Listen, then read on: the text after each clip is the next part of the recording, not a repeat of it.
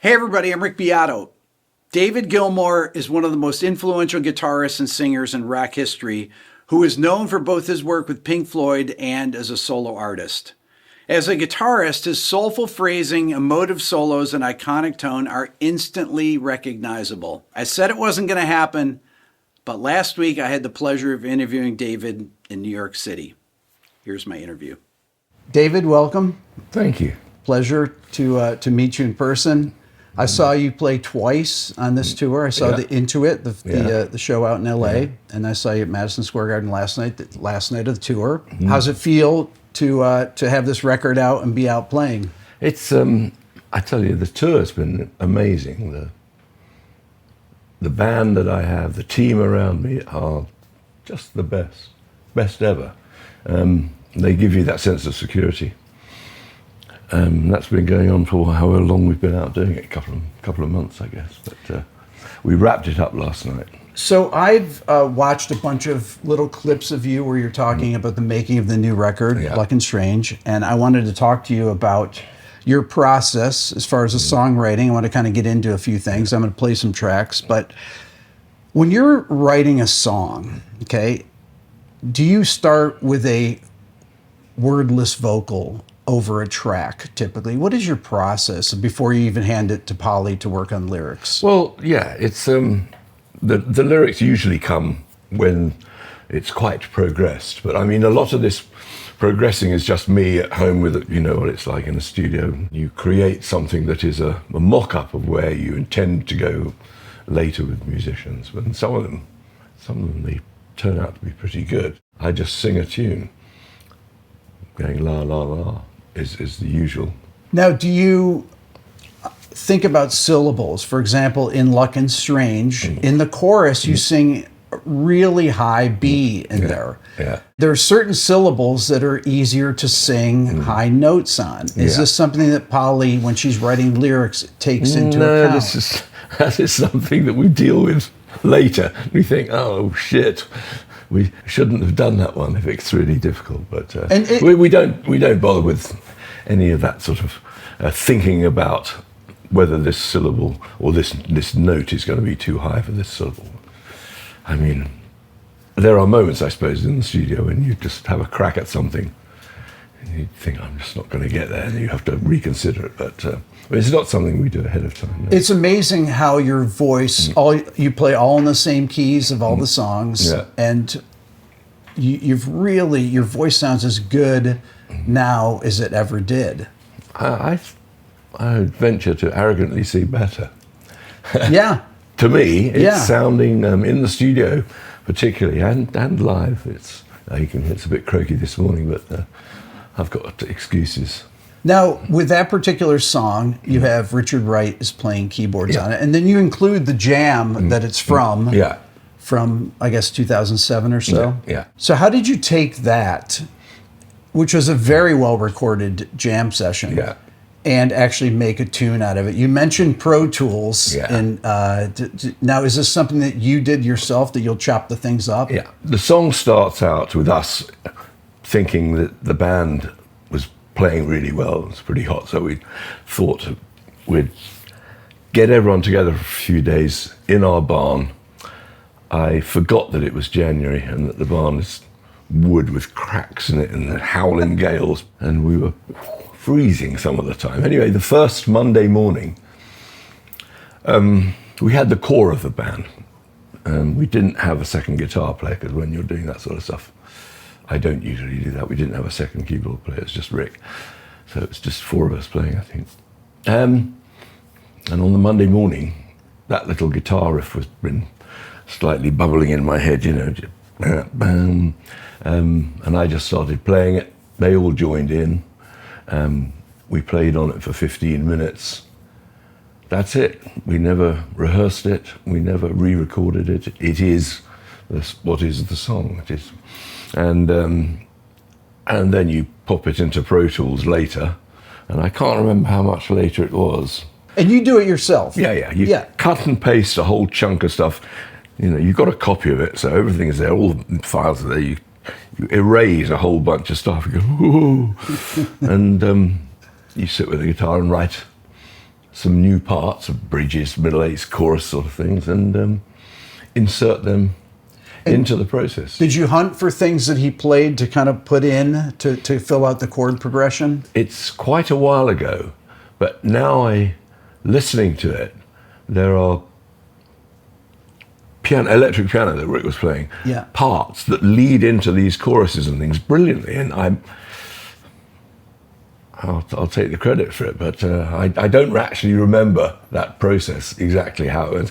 But if you listen to it, it goes bang, bang, and it just leads into a second part, and that's luck and hunting a few bits. Yeah. I've seen you do interviews where you're sitting in front of your computer and you can see Pro Tools open, and I'm thinking like he must actually work on Pro Tools himself. Well, I live out in the country and I have this studio.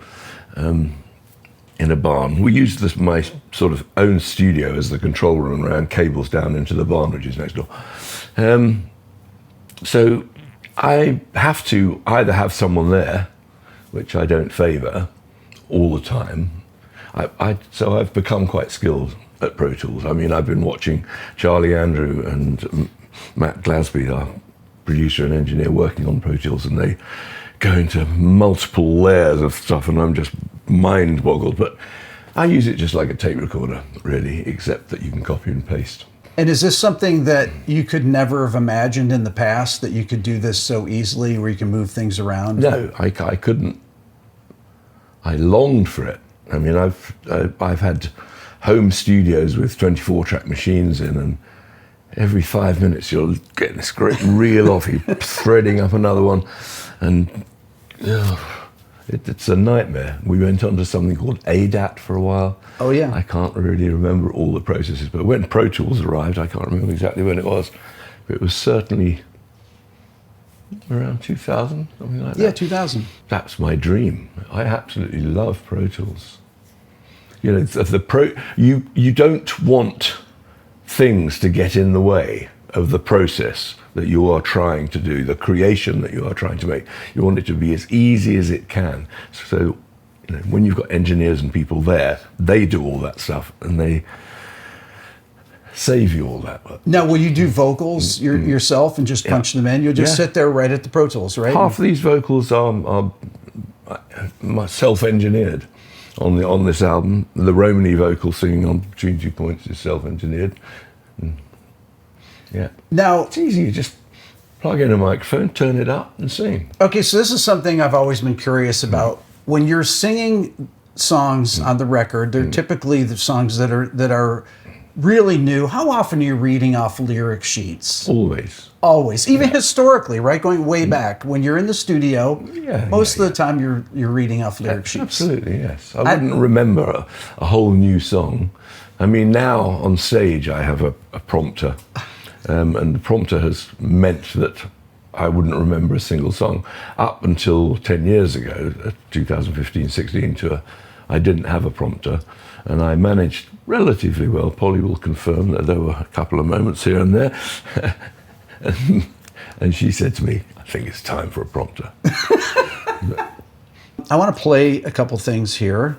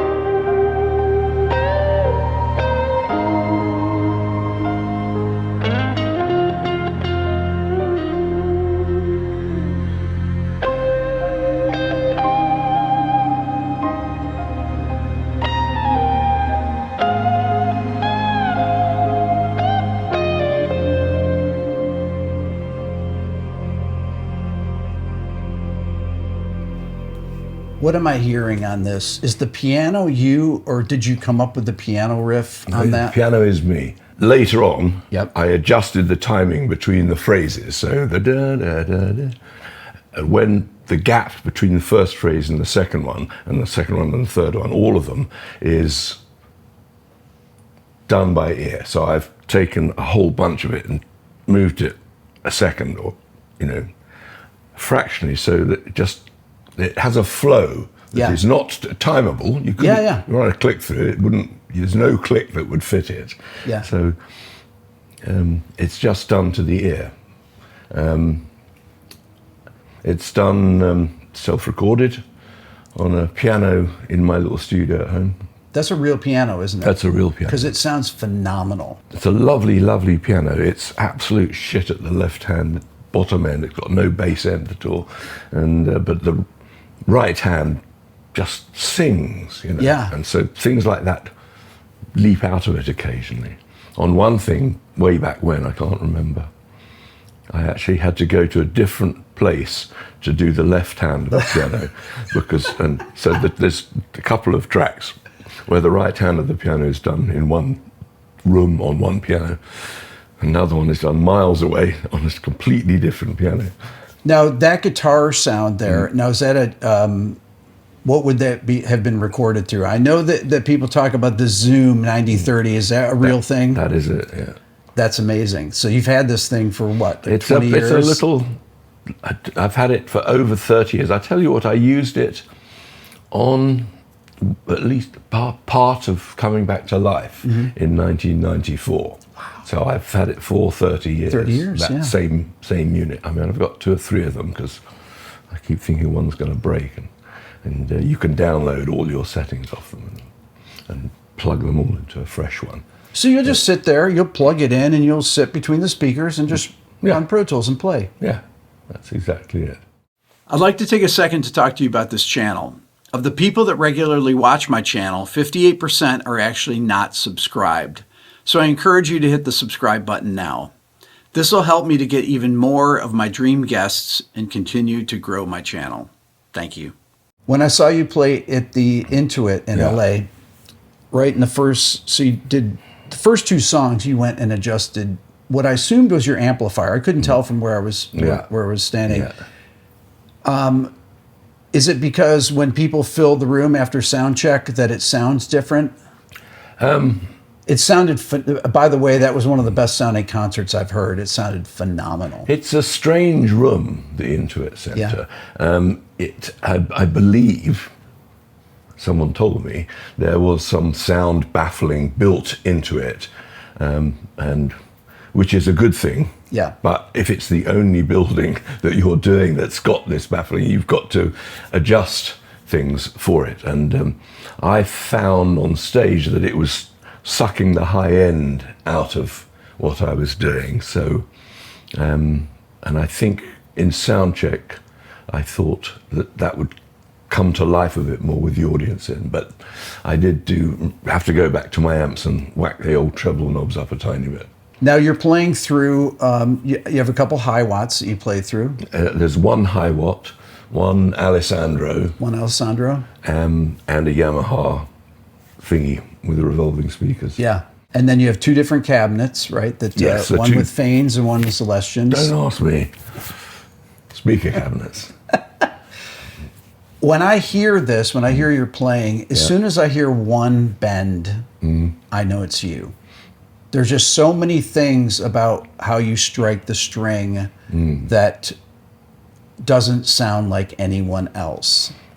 I admit it, yeah. I don't know how that happens. That's not anything deliberate or worked on. It's just my taste as to how you want it to sound, how you want to bend things. Yeah, I mean, if I ever hear sort of people doing the solo to Comfortably Numb or something like that, which obviously comes up on Facebook and things once in a while, there are things that other people just don't have quite perfect. If you're talking about perfection in these matters. Yeah. Your melody choices as a singer, as a songwriter, and what you play on guitar are both lyrical. Yeah. But they're lyrical in a different way. You have a different vocabulary, whereas your playing has blues inflections through it. And your singing is has a different style of melody, and it's interesting that you have two different voices, yet your phrasing, where you leave spaces, is very similar. Yeah, I can't pin down exactly how that all works. I don't overthink these processes. I just do them as they feel natural at the time. And in the past, I think, it's known I have, on occasion, found a solo a bit frustrating, and I've then sung a tune and then played the tune afterwards that I had sung, because it's easier with the voice to go off piece and find new melodies and stuff. Sometimes. My friends that were asking me after I saw the first show, how did he sound? How did the band sound? I said, David sounds like he's playing guitar all the time. It sounded amazing. Are you playing? Do you play all the time? I, like anyone, I have a guitar at home like this, acoustic, and I'm mostly sort of playing little tunes on the acoustic, strumming the acoustic. Electric, I don't really touch from month to month. But, I've been making this album for going back quite a long time. I can't remember the exact dates. And so during the process of making the album, of doing the solos on these tracks, and then the whole process of all the rehearsals, a month of rehearsals, and the tour, some of that facility comes back. Now, you worked with Steve Gadd on this record. I saw a little clip where you were talking about this, that when it came to making the record, you're like, well, I'd like to work with Steve Gadd. Yeah. What's Steve Gadd playing, or when did you become a fan of his? And well, when did I become a fan of Steve Gadd? I think it was on Chucky's in Love by Ricky Lee Jones back in 78, 79. And the absolute endless catalogue of great tracks that he has helped to make more magical. Had you met him before you worked with him? I had met him once before on a TV show. I think it was something like a Jules Holland later program, and when he was playing with Paul Simon. I interviewed Steve last year, and we're both from Rochester, New York originally. And when he was playing, and you remarked to this in one of the interviews, that you talked about he didn't bash the drums. He played with he kind of pulls the sound out of the drums. Yeah, it's an extraordinary process when you sit in a room with him, because you're sitting in a control room with these great big speakers, and he's just and it's going. It's baffling to me. Right. Still baffling to me how he manages to get that. And I've been around a lot of drummers, and a lot of them think that the power is where it's at, and he just does the opposite. So I had booked him for a week before we started. I got a week in a studio, not for a studio, but I booked him before I had the producer on board. Luckily, when Charlie Andrew came on board, he turned out to be a drummer as well, so it was sort of his dream as well. So he was very happy with that. But we did a couple of tracks before we did that with Adam Betts in a different studio. Tell me about Charlie, about working with him on the record. So he's somebody that you didn't know before. Didn't know before, and had been through a long, frustrating process of thinking about who would be good to work with on this occasion. And it's people I've worked with before, who I'm very fond of and have enormous respect for, but just nothing felt quite right. And during that frustration, my ever helpful wife, Polly, started researching online and looking up people who had produced and who had won producing prizes, Mercury prizes, Grammys, those sort of things. And she was listening to a lot of music by a lot of people. Alt J comes to mind, Alt J was the one that really turned it to him. And Polly said, you should listen to this band and listen to the production. So we did, and then we gave him a ring and said, come down, see if you are interested. And it's all gone on from there. When you're making a record, do you get involved? Are you there for all the things, like for the mixing part of it? How much are you involved? Totally involved, I'm right? normally totally involved in it all the way. Some of the processes that I've alluded to earlier are so complex on Pro Tools, and there are layers, you know, I don't know how they do this layering of stuff, and I have no idea how they keep track mentally or on paper or iPad or whatever of what bits they want to keep, what bits. So the process of assembling a mix is long. Yeah. There are times when there are a day or several hours go by, and I'm not going to be sitting there through all of that. So, you know, they pretty much know what we are going for at the beginning, and then when it's getting close, I come back and cast my ear over what we're doing and put my oar in. What is your go-to listening space? Is it the car? Is it on small, things like this? The car. Because we live an hour from my mixing studio, Astoria. And that's time to listen to the whole album and some. So that's what we would do every time, driving in and out, listen to the thing as it developed, changing the order of the tracks, listening to new mixes. The only really frustrating part about doing it in the car is that you can't really make notes. I haven't worked out how exactly to make notes as you're driving along. But I'm in all sorts of other places, sitting room at home, my studio at home, obviously the control room on the boat, Astoria, that's got these great big ATC monitor speakers, and we listen to that. My tendency is to want to turn it up and listen to these things quite loud, whereas the engineers and producers are tending to, because they are bombarded by it so much that they want to protect their ears, I guess. Yeah. And I've been a bit dumb about that. So over the years, but so I still tend to listen quite loud, so I can't do that as much as I'd like to when we're doing it in the room. Nowadays, since you can mix in Pro Tools, yeah, how handy is that compared to historically when you were making records and you'd have to, and the process to change a mix would be so complicated if you wanted to change one little thing. You'd be like, we'll just have to leave that. Well, right? In the old days, you just do the whole mix again and just rehearse your fader moves. And they would be very complex. There were times, many years ago, and there'd be 3 people standing on a desk with a hand on faders each, and there'd be these moments of... Would you take your own instrument typically? That or other things, yeah. But yeah, now Pro Tools, it's great, and the process of me doing the demo recordings is made enormously easier by that, because you can I found techniques. I tell you, I don't actually use the automation on the Pro Tools very much.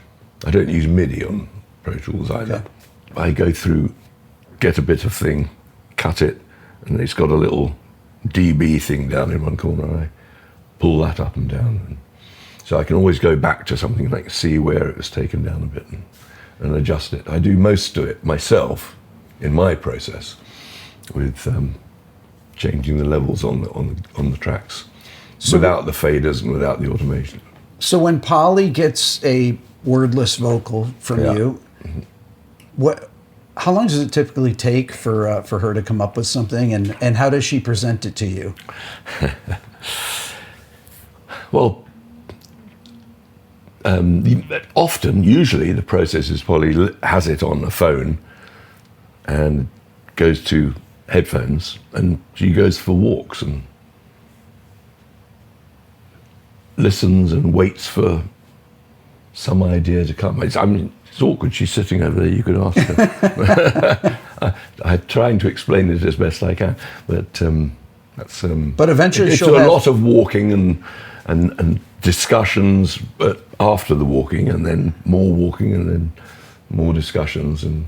So she'll finish a lyric, and then will you sing along with it, and will there be parts where you'll say, "This is what do you think about this?" Or will she kind of say, "I want to rewrite this part," or how does that work? All those things. I mean, there are obviously moments where I say, I just can't fit that word in. Can we just adjust that so that we can make things fit? But it's a congenial process, and it works brilliantly. How do you keep track of your ideas? Do you use voice memos on your phone? Yeah. And you probably have... I have catalogued over 1,000. Okay. On voice memos, and there's... and I'm very bad at labeling them. Mm-hmm. Labeling and that sort of office work of getting things into folders. I've just have done it with all of these things into years and into months and years. I've been going back. As I say, I've got over 1,000. Some of them, I have no idea what they were or what I recorded. Sometimes just hold the phone up to a radio that's playing a track and you're thinking, that's got a sort of a groove maybe one day. So these are things lots of them are just throwaway ideas. I would think that 95% of the things, I don't understand what on earth they're doing there when I listen to them back and chuck them away. And then it's the other little, very rare moments that you hear something back and think, there's something in there that I can pursue. Do you play piano ever to come up with ideas? I'm a truly rotten piano player. Mm-hmm. But, I mean, High Hopes I wrote on the piano, Boat Lies Waiting I wrote on the piano, In Any Tongue I wrote on the piano. I mean, I've written quite a few songs with the piano, but they are very, very simple. I've also seen you play drums, and I've seen videos of you playing drums. Yeah. Now, do you ever come up with grooves on the drums and think of it that way, or program a drum part? Well, I program drum parts, and I think of what it should be, and I put a guide in. Yeah, I'm quite definite and specific about how those things should be. I mean, I played drums on Fat Old Son on the record originally, in '69, and on Obscured by Clouds, the track, I think I played. So I've always loved drumming, but don't want to put myself down too much, but my timing on drums mostly isn't usable. I mean, I'm certainly not Steve Gadd. I think I'm doing something perfectly, and you listen afterwards and it's just pulling and pushing, and you're going, no, I'm just not a drummer. But a lot of ideas. Yeah. I have drumming ideas that are quite good. Sorrow, again, I played the drums on, but I played it on a pad kit. And then we added samples later. And we shunted it all onto the bar by quantized. We quantized it. That's the word I was searching for. So that... It's interesting because on last night, Fat Old Son and Sorrow are two songs that you play at your show. And the Sorrow, like the tone, your guitar tone during the solo, that's your big muff, right? Yeah, yeah. That thing sounds so powerful. Yeah. I mean, it's really... The big muff is the killer distortion. It's not subtle. No, it's not subtle at all. It's raw power. It feels like it's got a compressor built in, but it hasn't. But it's just the way it seems to work.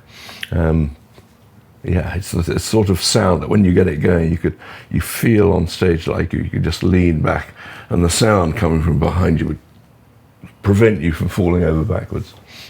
How loud is your stage sound?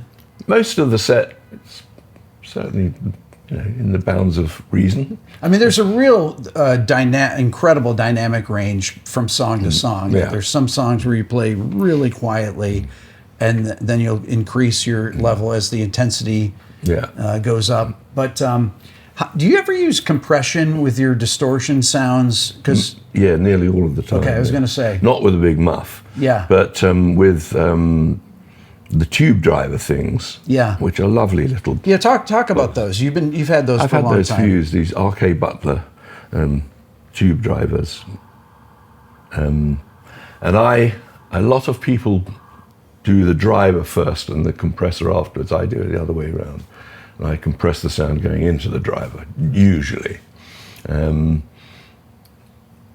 I've got 2 or 3 compressors and 2 or 3 tube drivers, and in various different combinations for these songs, like the Black Cat 5 AM is a tube driver. It's my number 1 tube driver with a compressor. On the lowest setting, I can get the tube driver to, we work all this time to get the cleanest, most pure sound going through these amplifiers. You want these perfect, pure amplifiers, and then you put artificial distortion into the line on nearly everything you do, to some extent. So tube driver number 1 is the most subtle. Tube driver number 3 is the least subtle. And do you use the different tube drivers for different guitars typically, or will you just, if you want a more gain, you'll just use one, or do you kind of have them set up for the Strat or the Les Paul, whatever you're playing? No, just set up for a general thing for any guitar. You came up with what I consider to be the most famous chord in rock history on a Shine On. Technically speaking, arpeggio, but yeah, I'll take it. How did you come up with that chord? I was in a rehearsal room in King's Cross in London. The 4 of us, the band Pink Floyd. You play something, you're doing all sorts of little things, and that one comes out, and you're something in your brain goes, there's something to that. So you do it again, and you do it again, and after a while, other people in the room stop. You can see this thing on people's faces, this awakening moment when people are going, there's a possibility here, there's something here, and that happened. There are other moments where that has happened, but it was a very clear moment. And basically, the whole of Shine On grew out of that moment. So David, I've coined a term which I call the Gilmour effect. And the Gilmour effect is not a guitar thing, it's not a pedal.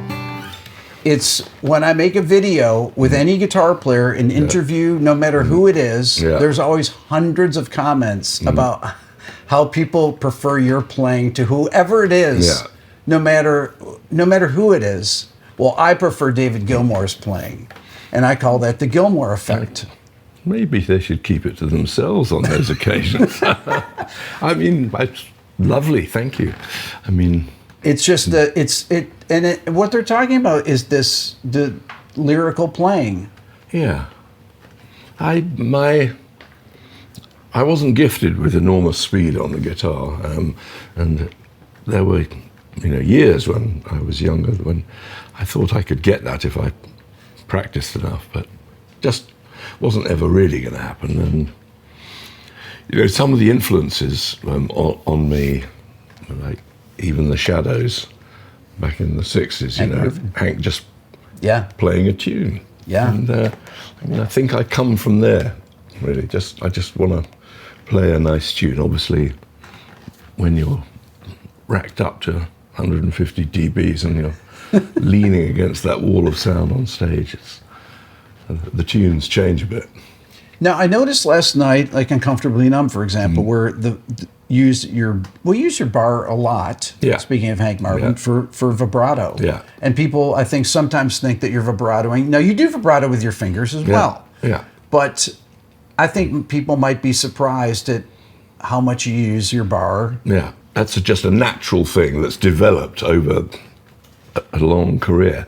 And I do both. And I have no idea what I'm doing at any given moment. They're both working, hopefully in cooperation with each other. But there are moments when you get right up here somewhere and you've got a note, and quite fussy about over-eager vibrato on the guitar.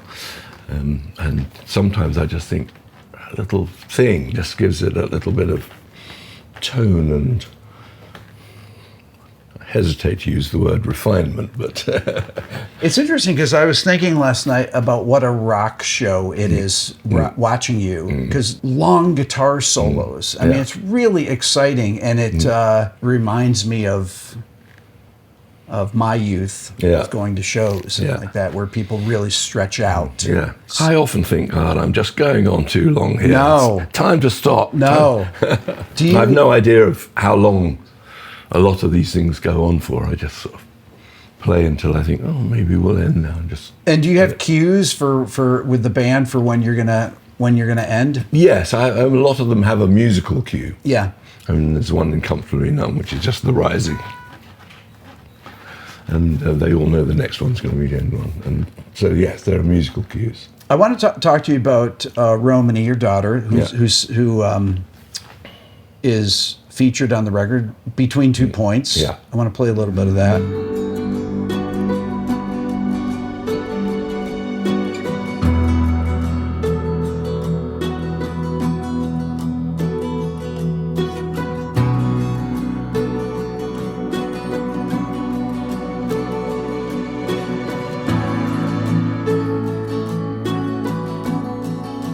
Top end, there's only 2 chords.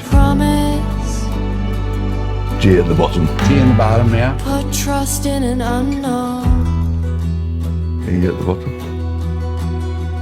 Fell headlong B. into the arms of the force that stirred me.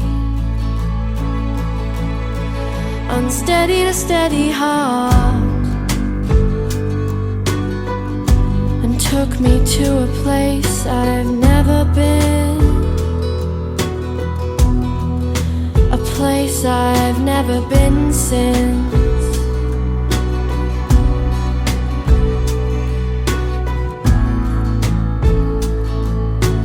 I heard you say that she came in and just sang that pretty much one take. Well, this is a song that Polly and I have known forever. We've argued and discussed exactly where we got it. We think a friend of ours gave us a playlist that in those days you'd put on your computer or somewhere and you'd listen to it. And so that song has come up all the way through her life occasionally. I mean, we don't actually sit and listen to those playlists all the time, but subliminally she must have known the song a little bit. And I had done the whole track, but in a different key to suit me, and just didn't feel like I should be the person singing this song. Polly suggested we try Romany. So I redid the instruments on the track. Some of them I just strike through pitch thing on Pro Tools, you know. And thought I'll do those again properly later. One of the great things, to digress, you know, you can do demo versions of things in 2 minutes by just taking a whole track sometimes and dropping it a tone and saying. Right. Anyway, yeah, so I said to her on I think a Sunday afternoon, Ro, come over to the studio and sing a song for me. And she was moaning and groaning. I've still got an essay to write and my train's in an hour. She has sung with me in the studio since she was born, basically, pretty much, 2 years old. Anyway, she came in, I gave her the sheet of paper and said, sing this. She, as I say, she subliminally must have vaguely known it, but that's what that vocal is. I mean, obviously a couple of repairs and things went on afterwards, but 90% of that was just her. And then I drove her to the station. Now that must be great to have her on stage singing with you. Romany and I and everyone else would sing along to songs, mostly Leonard Cohen things. We're in the same barn that we did the Luck and Strange track in. Eventually it boiled down to mostly me and Romany. And she would go on at the beginning. She'd had about, I don't know, 3 or 4 harp lessons. She'd go on at the beginning and play harp for a little while we got ourselves running and had another glass of wine and sat ourselves down. And her voice with mine on some of those songs just had one of those magical things to it that you can't buy. They're there or they're not there. And it's a family thing, right? That you have. Well, we've got the Everly Brothers, we've got the Beach Boys, all sorts of people who, the Everly Brothers, prime example, those two voices just Perfect. fit like magic. So I'm a believer in that sort of thing. If you had to say, it can be any song, what is a perfect song to you? Well, I bet a lot of people would say Waterloo Sunset, and I think that would certainly be up there for me. Heartbreak Hotel. I mean, for Heartbreak Hotel, as a song and as a recording, it's like 3 instruments or something. Right. Just so perfect. Every bit of it is just, it couldn't be more alive and give you the atmosphere of something more perfectly than that. There's a lesson to be learned in there somewhere that I haven't learned yet. But I wanted to play another track off here.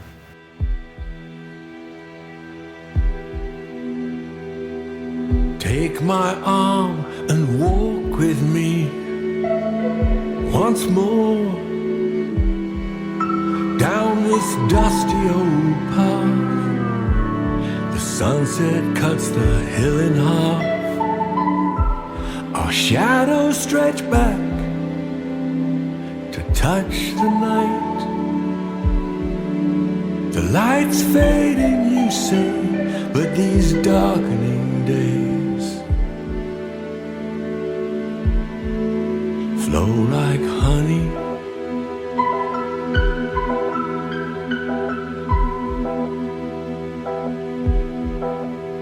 These days slowing down. What in the beginning there, that sound, that keyboard sound, is that you playing that too? yeah, that's me. Yeah, that's my piano in the studio, plugged through a Leslie. It's me trying to get pretty much the same sound as we used on Echoes. Yeah. Way back. Yeah. And you just put a microphone on a piano, run it to a Leslie in the same room. Yeah. Because what created the thing that Echoes came out of was the fact that the microphone is a little too loud, and every time Rick hit a C sharp or whatever it is, bing, it sort of went, and so he kept going back and hitting that same note just because he was curious about the sound it's making. Anyway, you want that to be sort of not quite feeding back, but verging on feedback. Very simple, just a piano through a Leslie. There's a beautiful, this verse lyric, and all these precious things you gave, things I've been holding in my hands, these grains of sand. A man stands in a river, pushes against a stream. Time is a tide that disobeys. It disobeys me. That's a beautiful lyric. Yeah, it is, isn't it? Beautiful lyric. Also, what you're singing with the chords, and how they move with those lyrics and those little dissonant notes that you go to in the melody, that just really captures. Love that song. Yeah, that was actually your closing song. It's just the closing song. Yeah, we closed the show with it. Yeah. Apart from the legendary encore. I wrote lyrics for it first, but my lyrics went in too many directions at once, and then we got Charlie, our son, said, "Charlie, do you want to have a go at writing some lyrics?" So he wrote lyrics as well, but in them he included a couple of stanzas, verses of mine, and then Polly joined in the process. So it's all three of us have contributed, but the Man in the River is a thing that Charlie came up with that's just got a magical visual thing to it, and other brilliant bits about the grains of sand and things that Polly put in.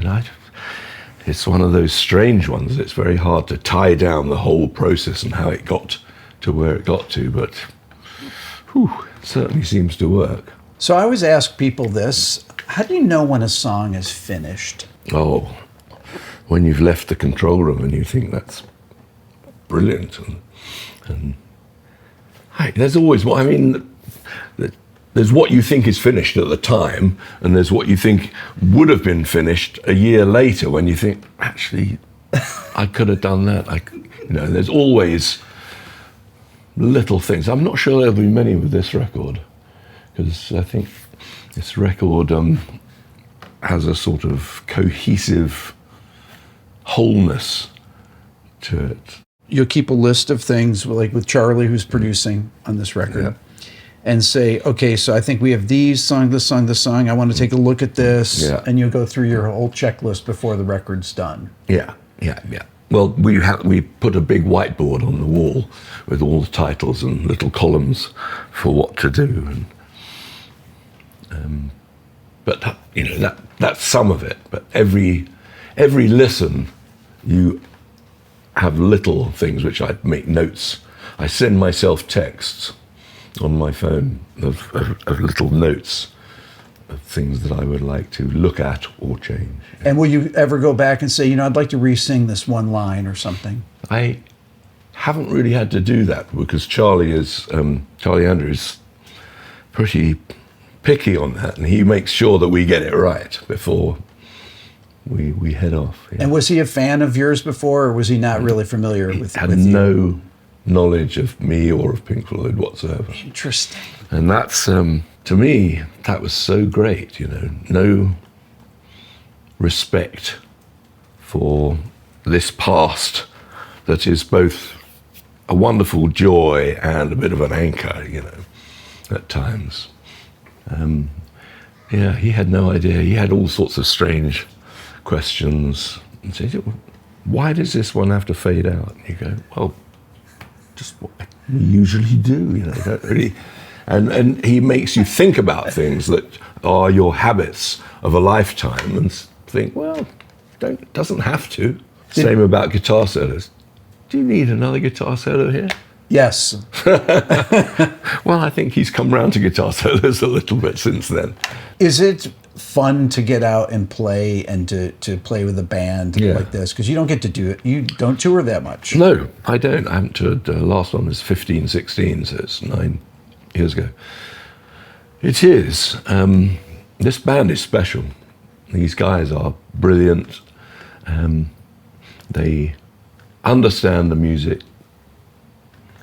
They're not rigidly going to make things sound exactly like the record.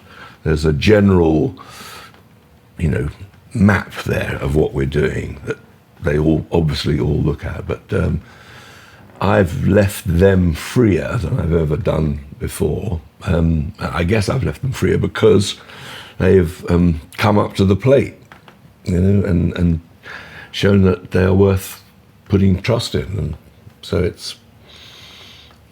things have changed, and are better.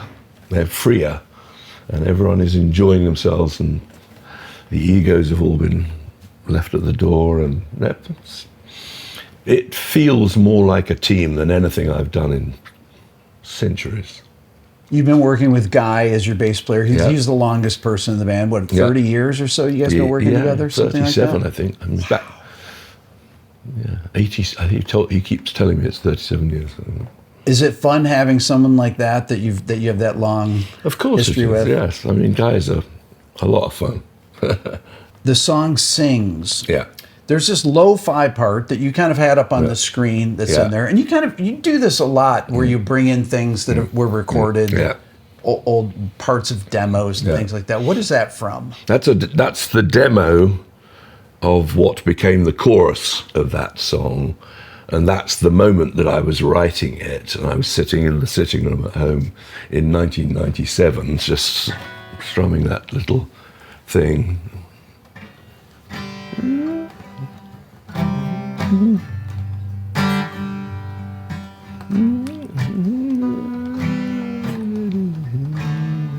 to me doing that, sitting in the sitting room, strumming it, and my son, who's 2 years old, Joe, is singing along, and then he goes, "Sing, Daddy, sing, Daddy, sing," and